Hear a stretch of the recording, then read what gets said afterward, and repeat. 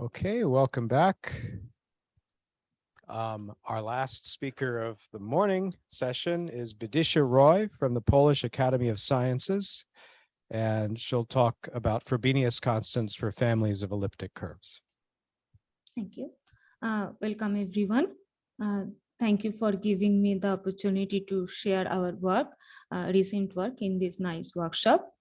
So we will discuss about Frobenius constant for families of elliptic curve. This is a joint work with Masha Vlasenko. The title of the talk reveals that the Frobenius constants must be connected with elliptic curves, which is indeed true. But for defining Frobenius constant, one should start with differential equation. It means that Frobenius constants are coming from some differential equation at first point. We will understand differential equation and then we will briefly recall how to find out Frobenius solution near some regular singular point of those differential equation, and then we will take care of some special regular singular point, namely reflection point, and all these brief information will lead to the actual definition of Frobenius constants. The first part of this discussion, we will understand the Frobenius constant along with some example, and in the second part we will precisely compute some Frobenius constants. So let us start with differential equation first. So here is the R order linear differential equation, which is written in terms of theta. So where theta is t into d over dt, it is written in terms of theta instead of d over dt, just to make some computation simpler, which you will see soon. So this differential equation has only one condition, that is t equal to 0 is a regular singularity. And when it happens, then all the rational functions which is defined over kt, where k is a subfield of C, are analytic near that regular singular point t equal to 0. And this is the initial polynomial at t equal to 0.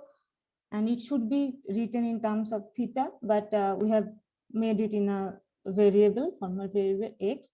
And to make it simpler, this initial polynomial, the differential equation, has been written in terms of theta. And you may know that the roots of these initial polynomials are called local exponent of the given differential equation at t equal to 0. So this kind of differential equation we will consider in now. So let us see one example. So this is a very basic second order differential equation. If we write it in terms of theta, it looks like this. And it has three regular singularities, 0, 1, and infinity. And at t equal to 0, the initial polynomial is x square. It means that the local exponent is 0 with multiplicity 2. So as I mentioned that after taking care of differential equation, we will briefly see how to find out Frobenius solution near that regular singular point t equal to 0.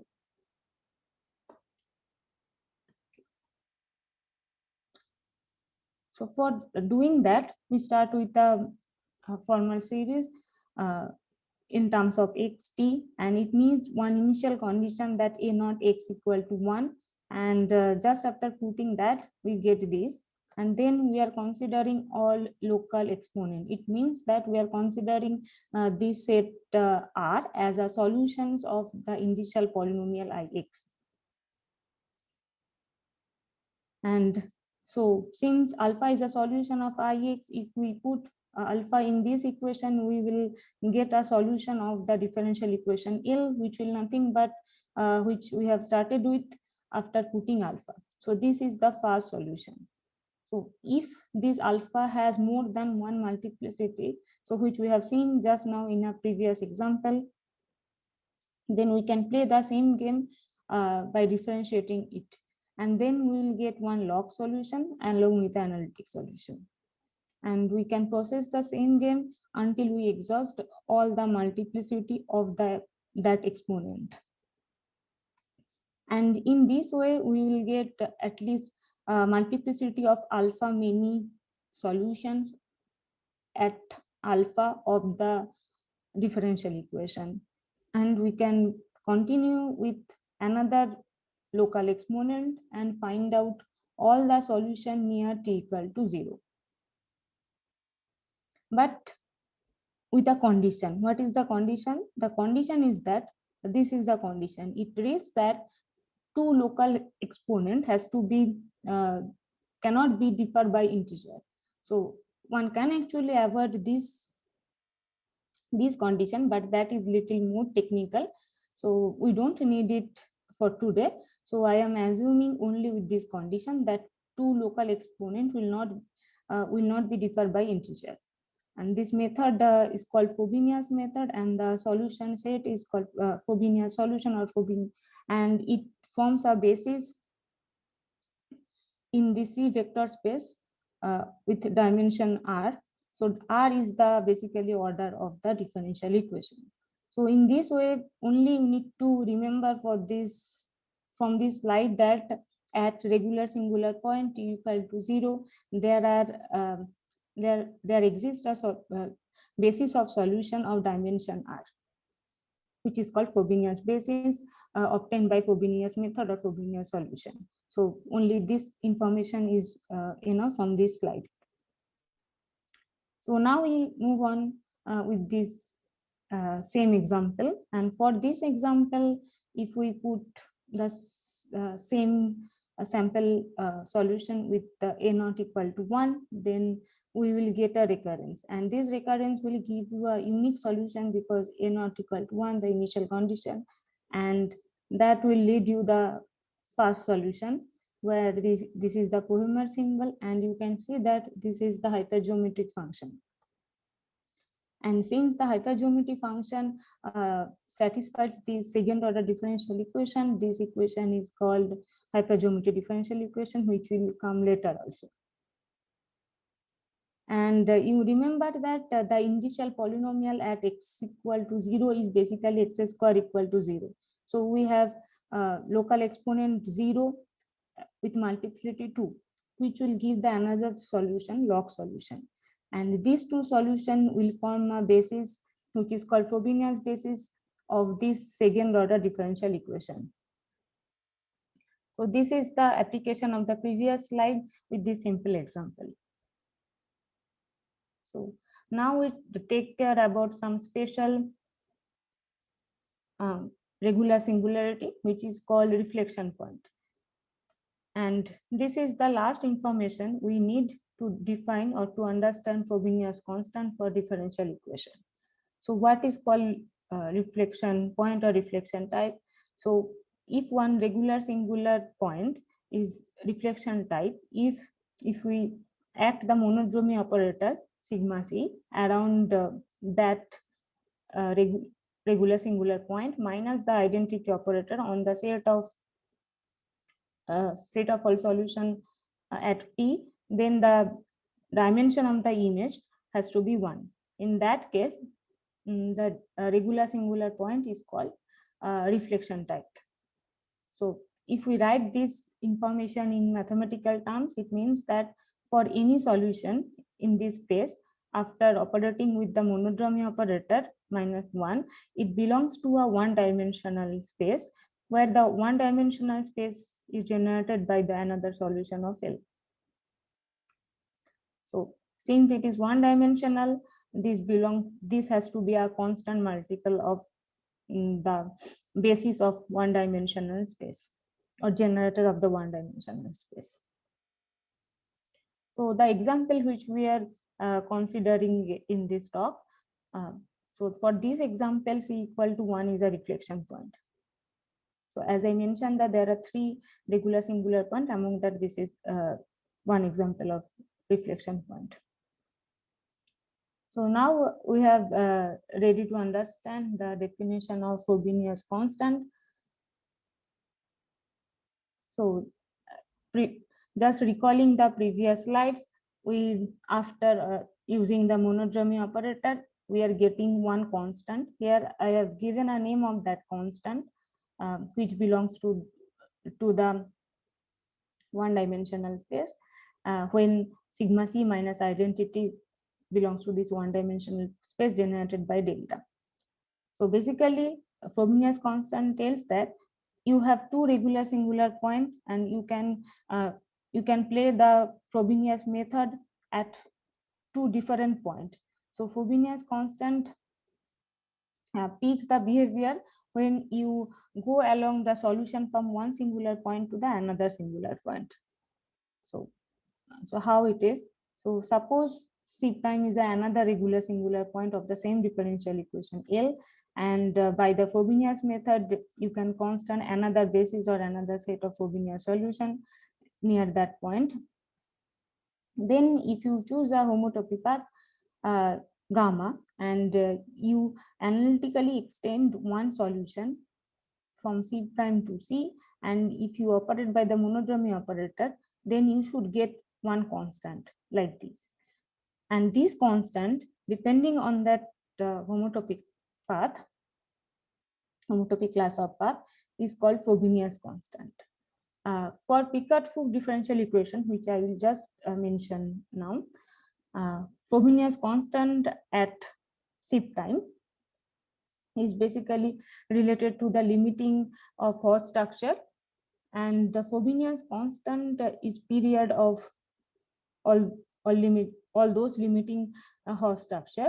And this Frobenius constant was initiated in this paper of Golshev and Jagier in some context of algebraic surface arising from mirror symmetry, but the formal definition I am explaining here can be found in this paper by Brock and Vasenko.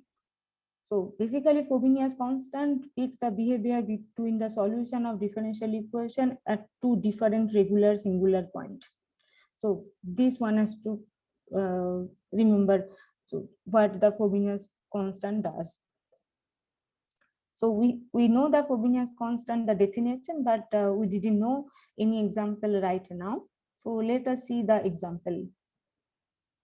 So before that, one should mention that higher Frobenius constant. So till now, you have seen that the as many solution as we have with the multiplicity of alpha, and those many solution will produce you some Frobenius constant, but that is finite because this is up to multiplicity alpha. But that is not true. One can find out more solution and which will generate infinitely many Frobenius constant. How?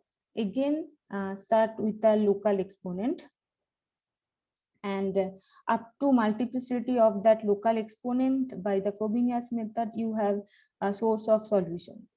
But after exhausting all those, you can start with the m, just fixing by adding some j, some positive integer j, and then one can multiply the given differential equation into theta minus alpha, where alpha is a local exponent to the power j, where j is the chosen positive integer, and then you will find out some solution of this new operator. And then there exists a fact that for all those operators, the reflection point, which was the reflection point of L, that will be again a reflection point of this operator. So we can generate more Frobenius constant at C here, involving C here. So in this way, we will get some constants as previous, and these constants are called Frobenius constants, higher Frobenius constant. So basically, you have infinite source of Frobenius constants now. So now it's time for looking some example. Okay. So this was the running example which we were working. And this was the solution which I explained earlier.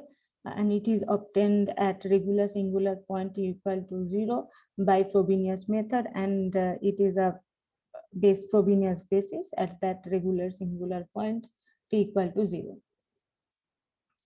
So now the elliptic curve comes here. How? And this is the legendary family of elliptic curve. And one can consider the period integral of a given elliptic curve where dx by y. And when we integrate it between 1 to infinity, then one get pi into the solution of this differential equation. So it means that this period integral actually annihilated by this second order hypergeometric differential operator. So in that way, differential equation and the period integral, it means that elliptic curves are connected. So this is a very basic example which is appearing in many places in number theory along with this.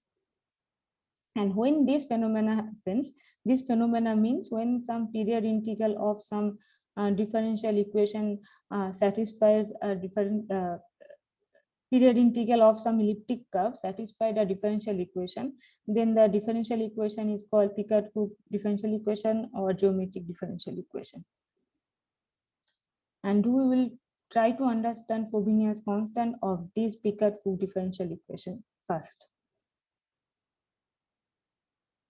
So for this same elliptic curve, it means that from this legendary family of elliptic curve, there is another distinguished period integral, namely integrated from t to 1, and it is analytic near t equal to 1.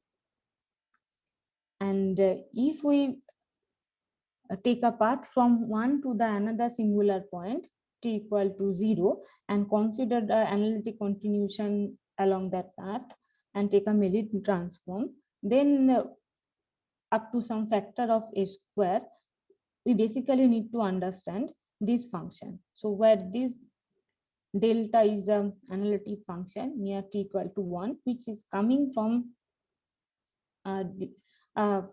elliptic curve. So if we would like to understand this as a Laura series, then the coefficients of this Laura series are turned out to be the Frobenius constant of that second order hypergeometry differential equation. So till now you have seen that there exists if there exists a differential equation with regular singular point and some condition, and then there exists a solution space, and the solution space has a Q structure. Again, it is true that for any geometric differential operator, there exists another solution space which is spanned by geometric function. Geometric function means here period function. So, but these two Q structure need not necessarily connected, and they are not same. They might be connected, but they are not same. And here you can understand this fact from this first example. How? For this first example, this first Frobenius constant is 1 and the second Frobenius constant is 4 log 2, and there was another period integral which was very easy to compute, but this one has to change your variable, and then it can be proved that this is basically linear combination of two solutions which we obtained by Frobenius method. And when we look like this, observe like this, then this is I into delta t. It means that this is analytic, which I mentioned that this period integral is analytic at t equal to 1. So this phenomena you were observing for the first Frobenius constant 4 log 2. So what happened in the higher Frobenius constant? Because in the previous slide, I mentioned that there exists more Frobenius constant than the multiplicity of local exponent. In that case, phi 1, phi 0 at suppose 2t minus k2 into phi 0, 0t has to be analytic. It means that the same phenomena has to occur, by the linear combination has to be analytic. So that will carry forward for all higher Frobenius constants also. So now you know the Frobenius constant for this hypergeometric differential equation by computing this integration. But I have written this, I didn't compute this now, and this is not easy to compute in general, but for this example it is very easy to compute. So let us compute this LoRa series for this easiest case might be. So this was the delta t, and as I mentioned that for understanding the Frobenius constant, one has to compute this integration and write it in terms of LoRa series. That's all. So it means that we need to understand this. So where xt, if we take xt as a new variable u, and then the change of integration will allow you to write it in terms of gamma functions, the classical gamma functions. And so one can write down the classical gamma function and LoRa series, and that will give you this expression. So from here also you can understand that kappa 1 is basically kappa 0, 1 at local exponent 0, regular singular point 0. So here you can actually see all the Frobenius constant, all the higher Frobenius constants also in terms of zeta values. So here all the Frobenius constant and zeta values is clear from this expression. This phenomena is nice, and this you will see in the later part of this talk also, that zeta values are appearing in Frobenius constant for other families also, not only this simple hypergeometric family. So one can ask that we know Frobenius constant for one hypergeometric example, and can we compute Frobenius constant for any differential equation? Till now, it is known for all hypergeometry differential equation, and in this talk you will see some other example, but this in general it is not easy to compute. So, but since it is known for all hypergeometry differential equation, I would briefly mention that what exactly it is known for hypergeometry differential equation. So this was proved in this paper by Bloch and Vasenko, which I mentioned earlier also. In that paper, they proved Frobenius constant for all hypergeometry differential equation, and in their expression, one new function was vivid, which is generalized gamma function, which I will explain briefly now. So if C is one spatial reflection point, till now you know spatial reflection point only. So here I am mentioning a spatial reflection point. So it is reflection point with some another condition, which I am hiding now. And it appears for all differential equation, hypergeometry differential equation. And if one consider a path from 0 to that spatial reflection point, then there exists a meromorphism function in the whole complex plane. And if one can understand the Frobenius constant by expressing it as a LoRa series near the local exponent alpha, then it will appear as a combination of three functions, where the main character of this function is the generalized gamma function, which is defined like this, and it is an interfunction. Sorry, it is an interfunction. So how that generalized gamma function has been defined, where sigma is a loop avoiding all the singularities of the hypergeometry differential equation, and phi is a solution of minus L. And since it is avoiding all the all the singularity, one can truncate this loop when needed.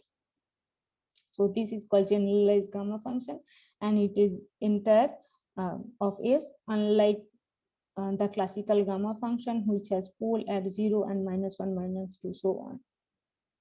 And this is the main character, but there exists other two function also. One is IS.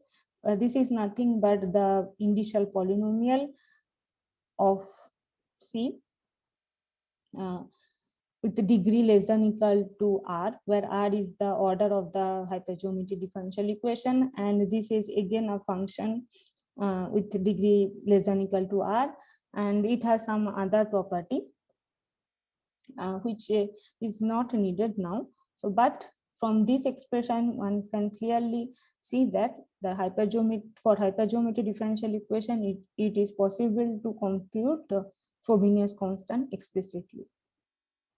So now I would like to conclude this generalized gamma function just by remarking one point, that a generalized gamma function is motivic when the differential equation is of geometric and the solution is of period function. And till now you have seen example which is second order nice hypergeometry differential equation. So here is some different example of first order where this is the solution, easy to verify. And as you have seen from the previous theorem, that for understanding generalized gamma function, one should first define the loop. So for this differential equation, we will understand generalized gamma function. So we need a loop. So this is the loop. So turning around one first and 0 and the same thing. So it means that for this phi and for this sigma, this is the generalized gamma function.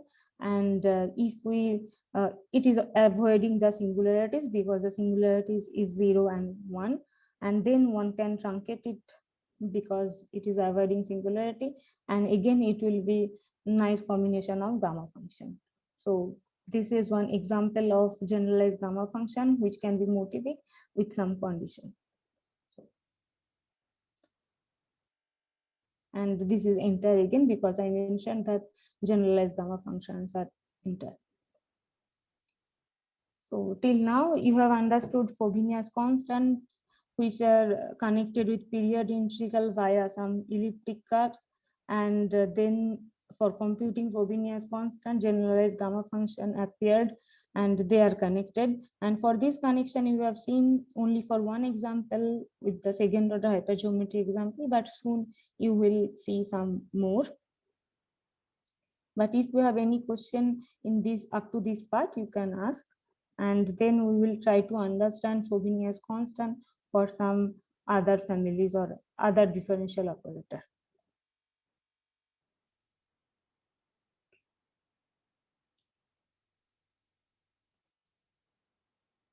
So in the next part, in the second part, I will try to explain our recent result regarding computation of Frobenius constant with some differential operator, which are different than hypergeometry differential operator.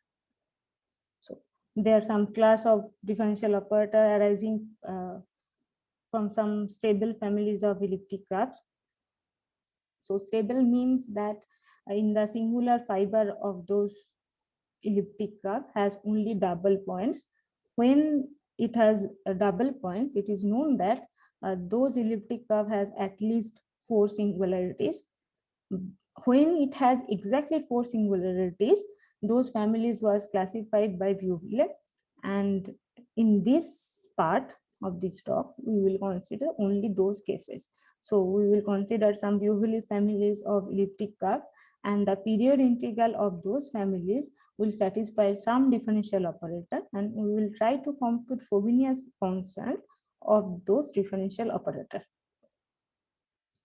So basically we will try to write down Frobenius constant of all those differential operator in terms of integral. So integral means we will focus to write down it as an iterated integral. So I will explain all these 3 steps in the next slide. So you will learn these cases precisely. So as I mentioned that I will consider some families of differential operator. So now it's time to say that what is those differential operator. These differential operator are second order differential operator, and this not necessary to be hypergeometric. And this differential operator was considered by Zagier in this paper. And it has 4 singular points whenever b not equal to 0 and a square not equal to 4b. And the singularities are 0, infinity, and the solution of 1 minus 80 plus bt square. So there are 4 singularities. To be precise, the singularities are 0, infinity, and the solution of the quadratic polynomial 1 minus 80 plus bt square, which is basically the polynomial involving theta square. And Zagier experimented with very large values or several values of a, b, lambda, because these differential equation are taking 3 unknown values a, b, lambda. So if we consider this triple, we can understand the first unique solution, which so he experimented with the large values and tried to write down for the cases when a, b, lambda are integer and the first solutions are also belong to Z. It means that the coefficients are integer. So it has been normalized such a way that the first coefficient is 1.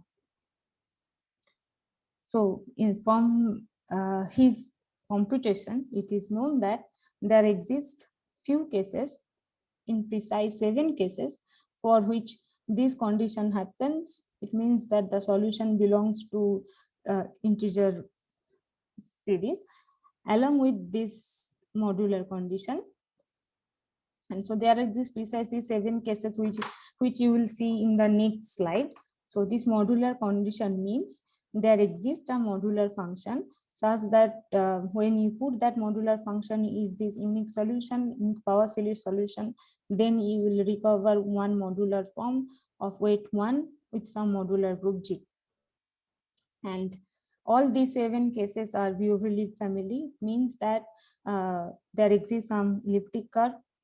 Period integral of that elliptic curve will satisfy this differential equation. So in this talk, we don't need the structure of that curve, but we need this modular representation, which we will take from this paper. But for this precise recognition of the curve and the differential equation, one can group this paper by variety. So now see, let us time to see that what are the cases for which all these phenomena occur. So this is the table which I am going to explain now.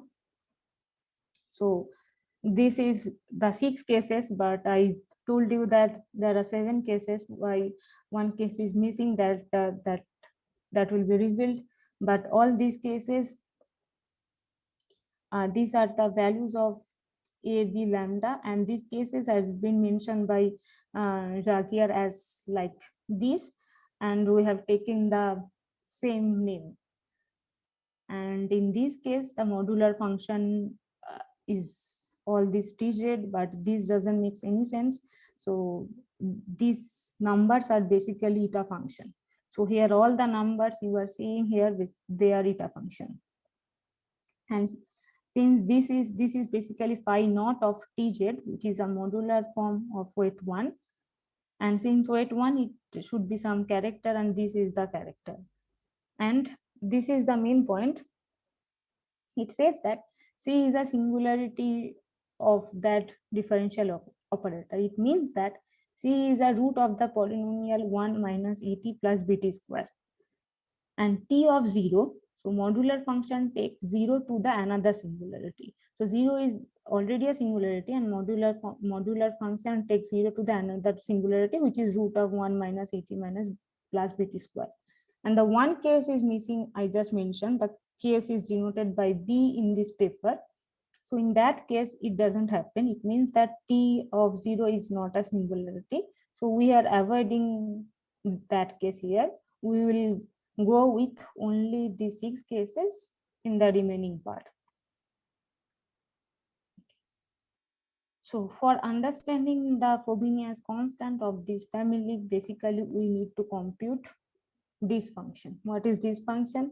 There is one nice gamma function which has been written here, and it is integrated from 0 to c, which are the two singularities of the differential equation.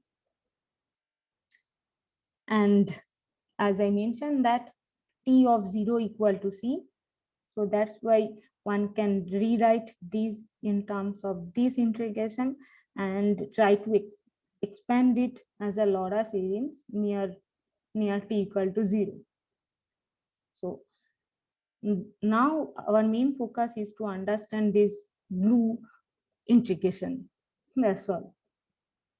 And we experimented in PADI, and we have found that first few Frobenius constant look like this, where in all the cases the kappa 3 is in the third Frobenius constant are nice zeta values with some constant multiple of rational numbers. But in the star cases, this is not the case. So basically one can observe that kappa m is the linear combination of two linear combination of zeta values weight up to sum of the weight up to 5. But in these cases, this nice phenomena is not happening. We don't know, but this we could recognize using PADI after up to 75 digit after comma. And some of these cases we will prove explicitly now. Okay, so I should mention that this Frobenius constant appeared in the Apodis family. It means that the irrationality of zeta 3. In that case also, Frobenius constant are actually zeta values. So here this is the singularity similar to the singularity in our case. And in this case, Frobenius constant are multiple zeta values at K11. Even the Frobenius constant are nice zeta values with more than kappa 5. So how we obtained this table? So for obtaining this table, we proved this functional equation of this gamma function.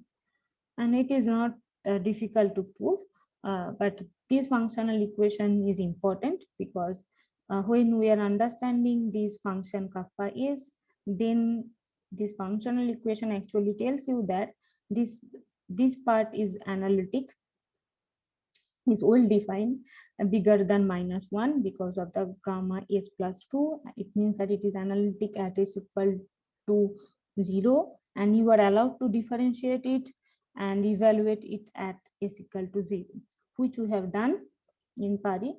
And it means that the kappa m, when the kth coefficient is involving the integrals up to m, which is less than the kth coefficients.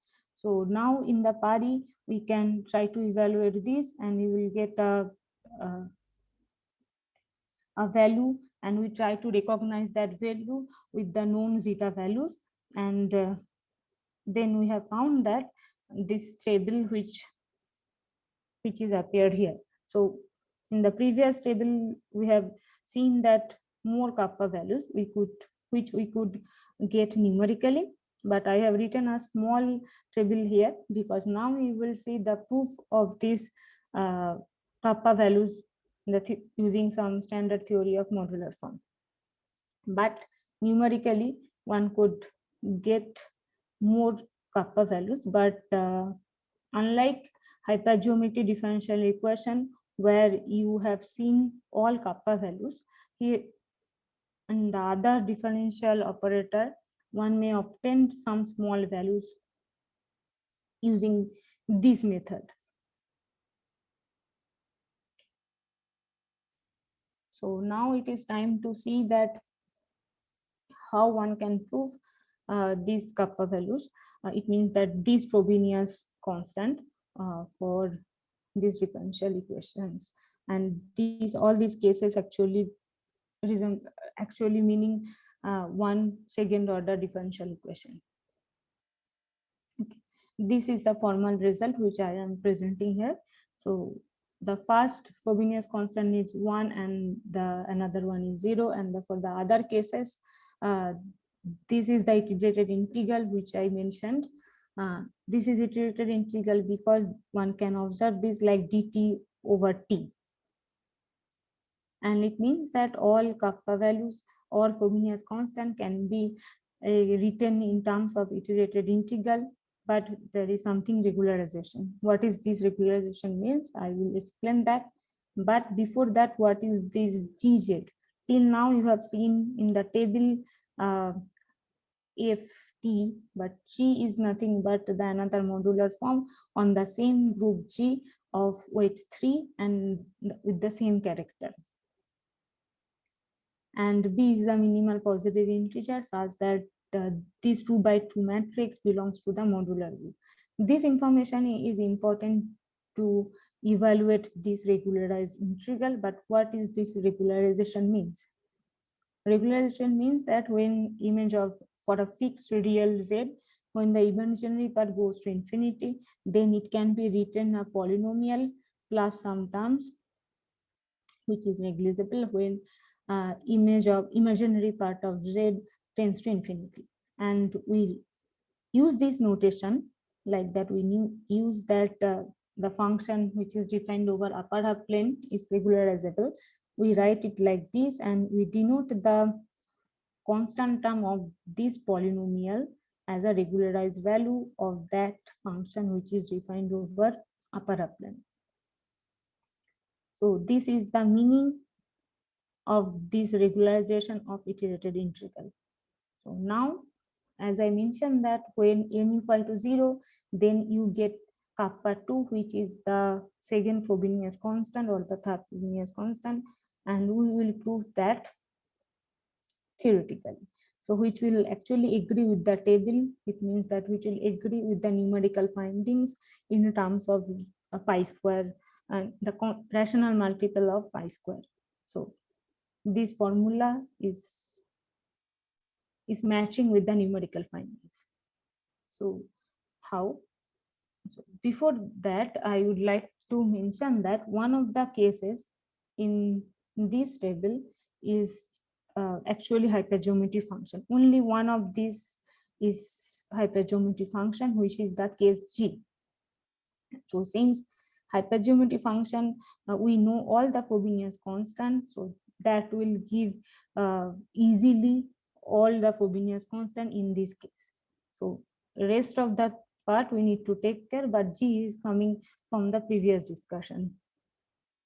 So this is the example which I mentioned several times. And if we change t to 6t square, then you are recovering the case G, which was present in the table. And you have learned how to compute Frobenius constant of the second order hypergeometry differential equation.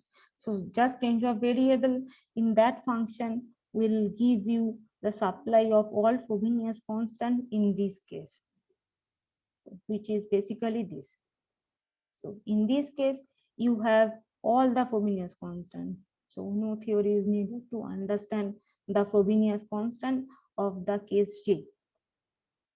So now the 5 cases we need to consider, and for that we need the generalized gamma function again. So suppose the differential equation is defined over P1C, and this is the loop avoiding the singularity, and this is the solution of L having no monodromy along the loop.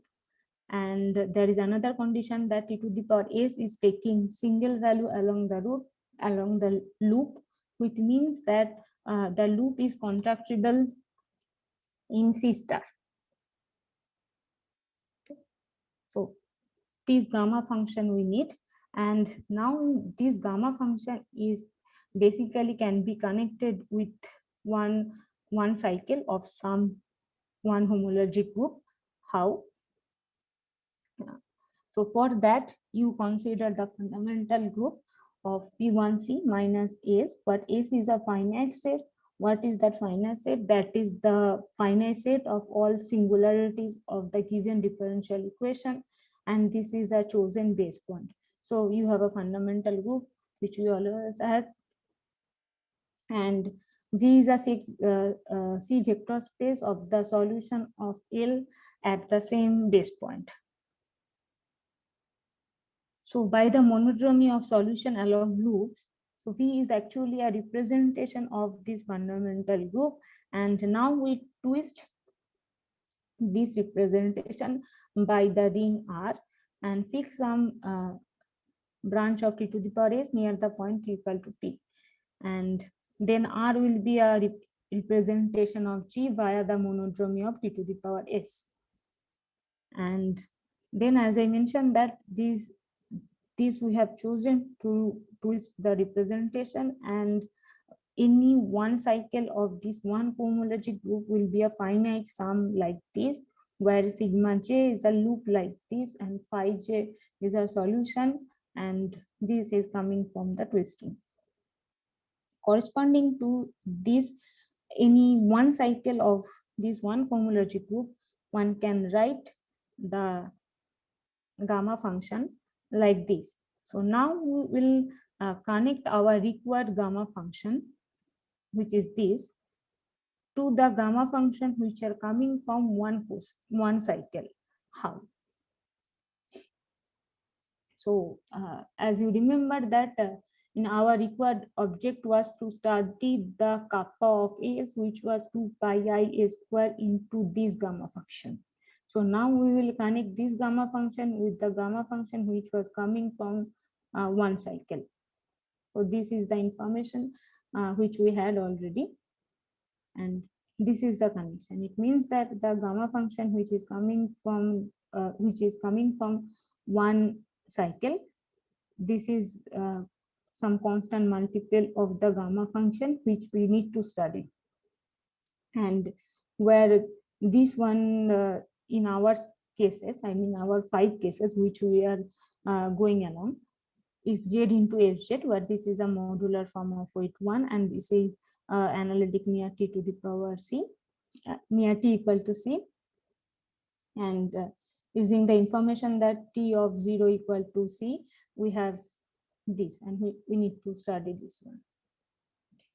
So I mentioned that in our cases, this is a gamma function coming from one cycle from one homologic group, but I didn't mention that what is precisely that one cycle.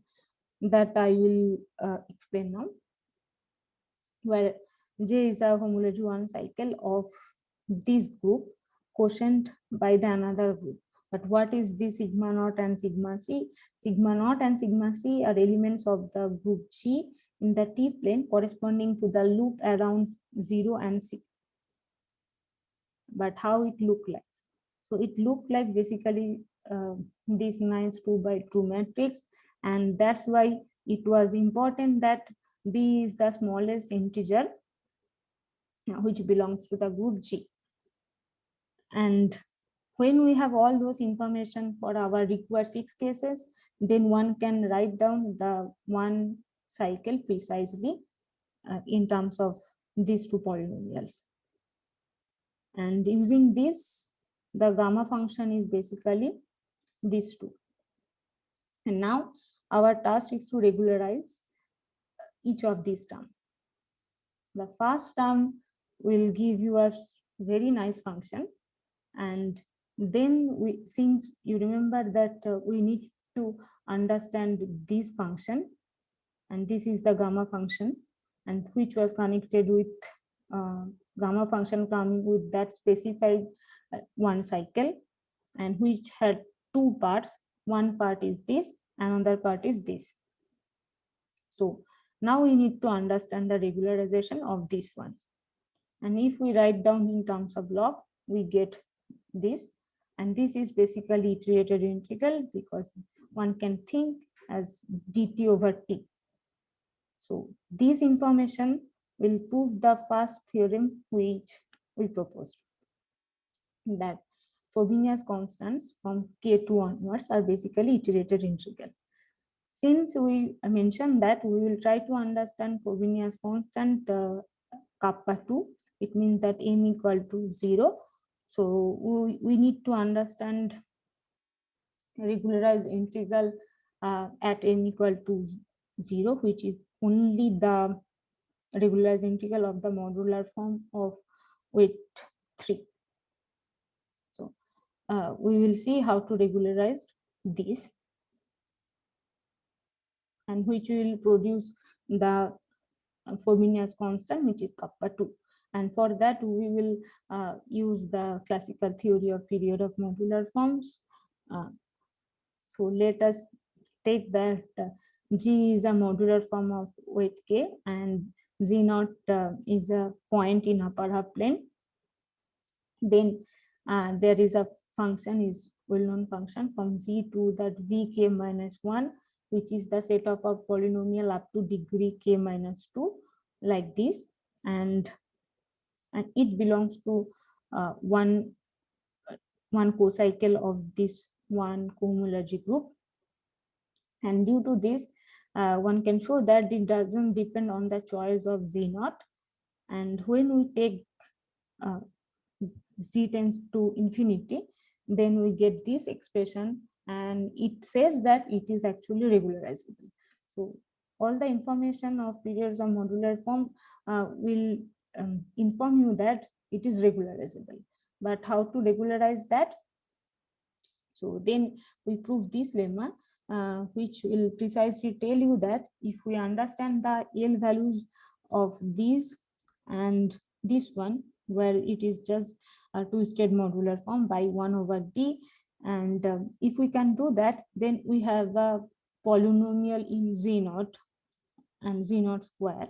And since we have the polynomial, then the previous definition will tell you that the constant term of the polynomial is basically the regularized values of this integration.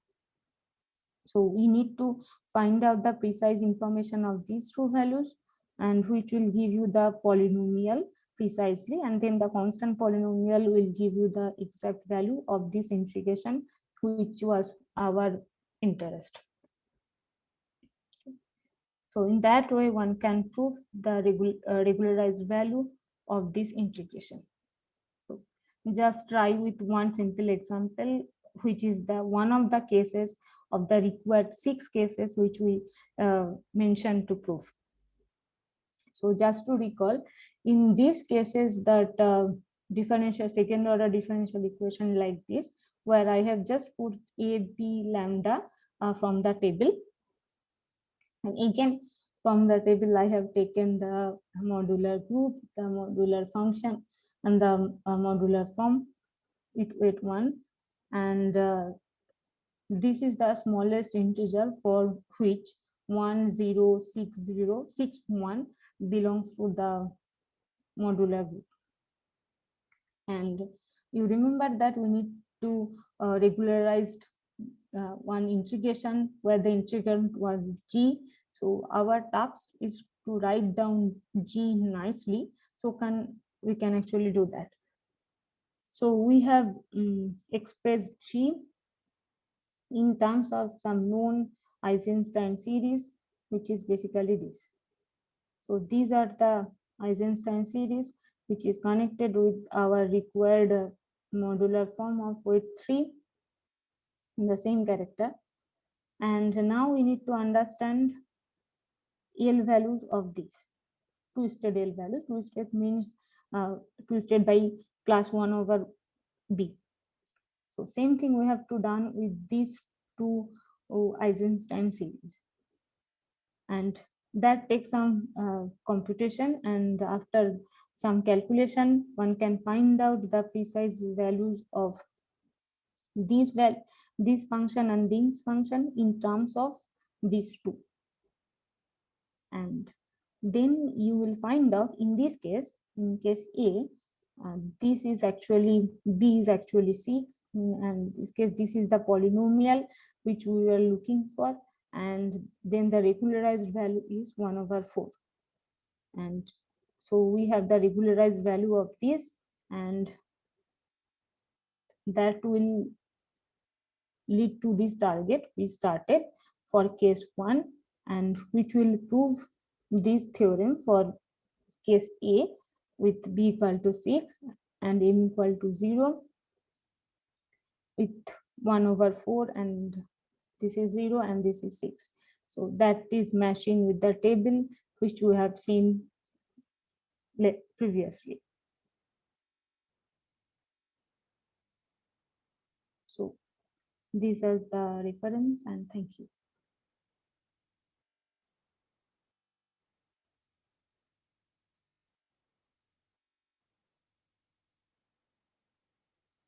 Vidisha, do we have questions from the audience? Or if you're virtually attending and you'd like to ask a question, write it in the chat.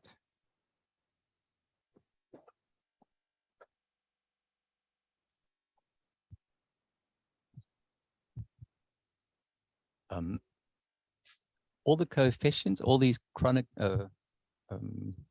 Frobenius coefficients seem to be Riemann zeta values so far. Have you found proper multiple zeta values as well?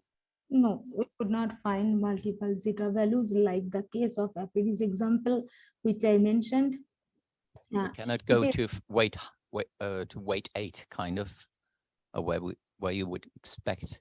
Yes, I would like to show you this table which you were mentioning. Yes, so you were asking that whether it is possible to get multiple zeta values in some higher Frobenius constant.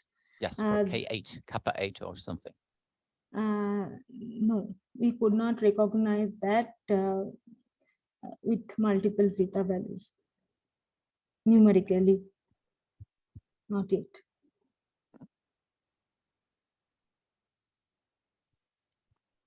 Other questions? Or in the chat? Hello, may I answer Herbert's question? Yes. So here in the table which Vidisha is showing, there are stars. And these stars are not zeta values. For example, for kappa of 4, if they were zeta values, they would be rational multiple of pi to the 4, because the space of even multiple zeta values is one-dimensional in weight 4. But we clearly see they are not. So already our examples show that these are more complicated periods. Yes. But case G is special. For this case, because of the relation with hypergeometric equation, we can prove that all Frobenius constants are weighted sums of products of zeta values.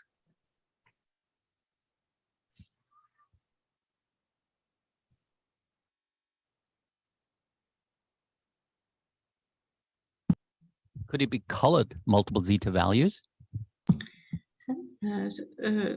So I don't know. We didn't find what periods they are. Yes.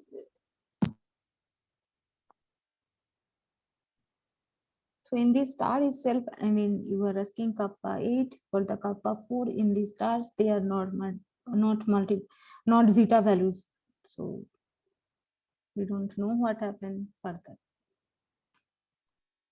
I think this issue of just products of zeta values and boring stuff versus multiple zeta values and more interesting possibilities, some of which also come up in Golyshev and Zagir's higher Frobenius calculations, and probably yours and Spencer's, Masha,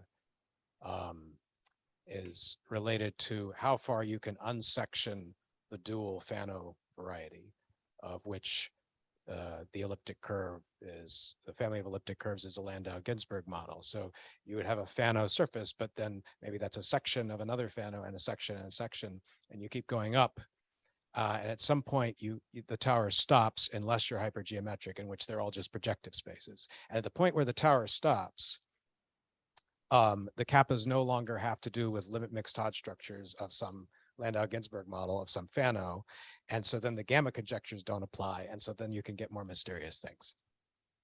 At least that's the way I think of it. Yes, it must be some more mysterious. Yeah. Okay. Are there any other questions? All right. If not, then let's thank Bidisha for a very nice talk and go to lunch. Thank you. Should I stop sharing?